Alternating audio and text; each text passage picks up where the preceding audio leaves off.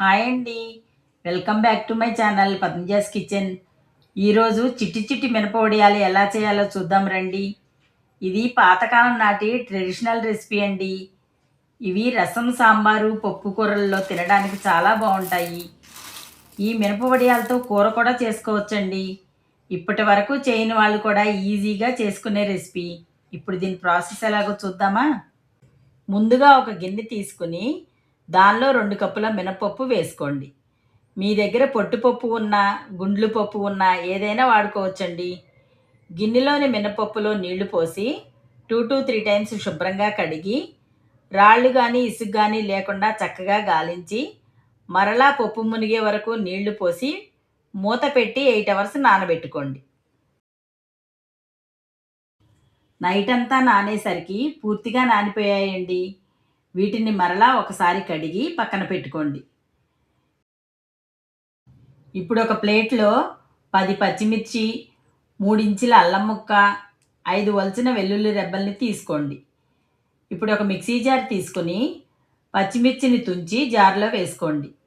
వాటితో పాటు కట్ చేసి పెట్టుకున్న అల్లం ముక్కలు, వెల్లుల్లి కూడా వేసుకోండి. వాటితో పాటు 1½ స్పూన్ జీలకర్ర వేసుకుని మూత పెట్టి గ్రైండ్ చేయండి. పప్పులో వేసి గ్రైండ్ చేస్తే ఇవి పూర్తిగా నలగవు కాబట్టి ముందుగా వీటిని గ్రైండ్ చేసుకోండి.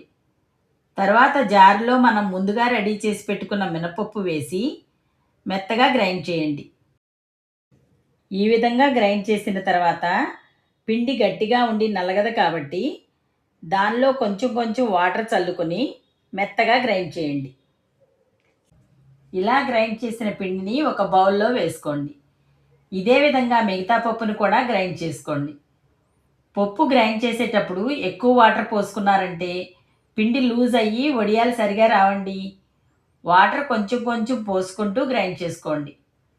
పిండి స్మూత్గా ఉండాలి, అలాగే గారెల పిండిలా గట్టిగా రుబ్బుకోవాలండి. ఇలా మొత్తం గ్రైండ్ చేసుకున్న పిండిని అదే బౌల్లో వేసుకోండి. పిండి ఈ విధంగా ఉండేటట్టు గ్రైండ్ చేయండి. ఇప్పుడు బౌల్లో ఉన్న పిండిలో 1½ స్పూన్ సాల్ట్ వేసుకుని సాల్ట్ అంతా పిండిలో బాగా కలిసేటట్టు 5 నిమిషాలు బీట్ చేస్తూ బాగా కలపండి. ఇలా చేశారంటే వడియాలు గుల్లగా వస్తాయండి. ఇప్పుడు ఒక బౌల్లో వాటర్ తీసుకుని కొంచెం పిండిని వేసి చూడండి. పిండి వాటర్లో వేయగానే ఇలా పైకి తేలిందంటే పిండి కన్సిస్టెన్సీ కరెక్ట్గా ఉన్నట్టేనండి. ఇలా రెడీ చేసుకున్న పిండిని క్లాత్ మీద కానీ కవర్ మీద కానీ వడియాల్లా పెట్టుకుందామండి. ఇప్పుడు ఒక పాల కవర్ తీసుకుని దాని పైభాగం కట్ చేసి శుభ్రంగా వాష్ చేసుకోండి. ఒక గిన్నెలో నీళ్లు తీసుకుని చేతిని తడి చేసుకుని కొంచెం కొంచెం పిండిని కవర్లో వేసి పైభాగాన్ని క్లోజ్ చేసి క్లిప్పుతో కానీ రబ్బర్ బ్యాండ్తో కానీ టై చేయండి. ఇలా టై చేసిన తర్వాత వీడియోలో చూపించిన విధంగా ప్యాకెట్ చివరి భాగం కట్ చేసుకోండి. మరీ పెద్దగా కాకుండా చిన్నగా కాకుండా మీడియం సైజులో ఉండేటట్టు కట్ చేసుకోండి. ఇప్పుడు కవర్ని చేతిలోకి తీసుకుని పిండిని ప్రెస్ చేస్తూ వీడియోలో చూపించిన విధంగా వడియాలు పెట్టుకోండి. చేత్తో పెట్టారంటే చాలా టైం పడుతుందండి.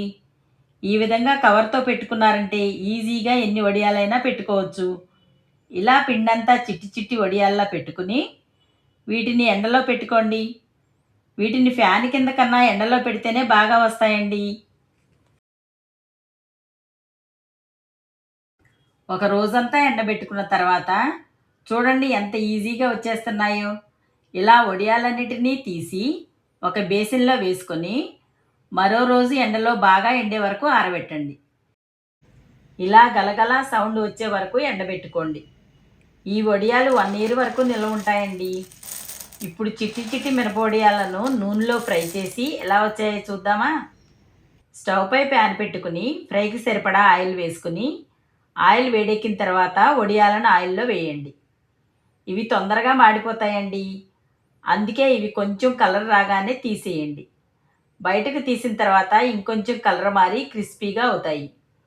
వీటిల్లో అల్లం, వెల్లుల్లి, పచ్చిమిర్చి, జీలకర్ర అన్నీ వేసాం కదండి, రుచి చాలా బాగుంటాయండి. వీటిని సాంబారు, రసం, పప్పు కూరలప్పుడు వేయించుకున్నామంటే సైడ్ డిష్తో కూడా పని లేదండి.